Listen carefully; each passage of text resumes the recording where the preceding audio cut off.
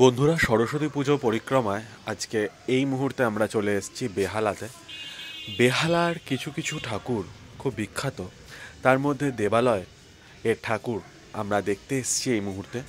অপূর্ব সুন্দর এখানে কারুকার্য এবং এখানে লাইটিং হয় খুব ভালো, এবং তোমরা দেখতে পাচ্ছ সেটা। আর এখানে স্পেশালভাবে খিচুড়িও খাওয়ানো হয় প্রসাদ হিসাবে, সেটাও খুব অপূর্ব সুন্দর করে। আর তাই জন্যই আমরা চলে এসেছি আজকে দেবালয়ের ঠাকুর দেখতে। প্রথমে এখানে একটি পুজো হয় ছোট্ট করে। এখানে পুজোটা আগে বড় হতো, এখন ছোট হয়ে গেছে, প্রায় মেলা বসে গেছে এখানে। আর সেই মেলা দেখার পর আমরা আস্তে আস্তে গুটি পায়ে এগিয়ে চলছি দেবালয়ের মেন ঠাকুরটার দিকে। চারপাশে লাইটিংয়ে সজ্জায় সজ্জিত হয়েছে, খুব ভালো লাগছে সেখান থেকে বেরোতে। প্রচুর লোক দর্শনার্থী, আর ছোট্টখাটো একটা মেলা দেখতে দেখতে এগিয়ে চললাম সরস্বতী বন্দনায় সরস্বতী ঠাকুর দেখতে। আমরা প্রায় চলেই এসেছি। প্যান্ডেলটা দেখতে পাচ্ছ, বেশ সুন্দর করে সাজানো হয়েছে, এবং সামনেই মায়ের অতি সুন্দর মাতৃ প্রতিমা। আমরা ধীরে ধীরে এগিয়ে যাচ্ছি প্যান্ডেলের কাছে। চারপাশে প্রচুর লোকজন, আমাদের একটু অসুবিধাই হচ্ছিল ক্যামেরা নিয়ে যেতে, কেননা ধাক্কাধাক্কি লেগে যাওয়ার একটা বিষয় আছে। মাকে অর্কিডের মালা পরানো হয়েছে, একটা অনিন্দ সুন্দর রূপ এখানে ফুটিয়ে তোলা হয়েছে, মানে জাস্ট চিরাচরিত সরস্বতীর থেকে একটু কালারটা আলাদা, বাট দেখতে খুব সুন্দর লাগছে। আর এরপরে আমরা চলে এসেছি স্টেট ব্যাংকের পুজো, মানে যেটা এসবি পার্কের পুজো। এখানে সরস্বতী পুজোটাও খুব সুন্দর হয়, এবং বিশেষ করে মাতৃ প্রতিমা অনিন্দ সুন্দর, সেই সাবেকিয়ানা ছোঁয়া থাকে এখানে মাতৃ প্রতিমাতে প্রতি বছর।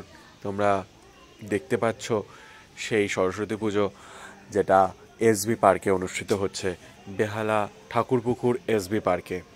দেখো মাতৃ প্রতিমা কি সুন্দর লাগছে, সাথে দুখানা হাঁস রয়েছে, ডাকের সাজের মাতৃ প্রতিমা। এরপর আমরা আর একটা জায়গায় চলে এসেছি, এই জায়গাটার নাম আমি ঠিক বলতে পারবো না। বেহালা থেকে ঘুরতে ঘুরতে একটি ভেতর দিকে এসেছিলাম, তো সেখানেই একটি স্কুল, মানে ডান্স স্কুলের থিমের মাতৃ প্রতিমা। তোমরা দেখো, থিমটা খুব সুন্দরভাবে গুছিয়ে সুন্দর করে তুলে ধরা হয়েছে। আমাদের বাংলা এবং ভারতের যে আর্টিস্টরা রয়েছেন, গায়করা, তাদেরই ছবি তুলে ধরা হয়েছে এখানটা। আর কিছু গানের কথা কলি তুলে ধরা হয়েছে, এবং সাথে লতা মঙ্গেশকর, যাকে আমরা জ্যান্ত সরস্বতী বলে জানতাম, তিনি পরলোক গমন করেছেন, তারও ছবি এখানে রাখা আছে। এবং তার পাশেই মাতৃ প্রতিমা, মাতৃ আরাধনার জন্য।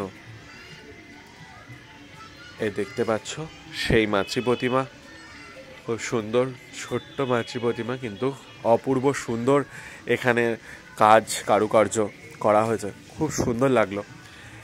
এরপর আমরা আর একটা স্কুলে চলে এসেছি, এটা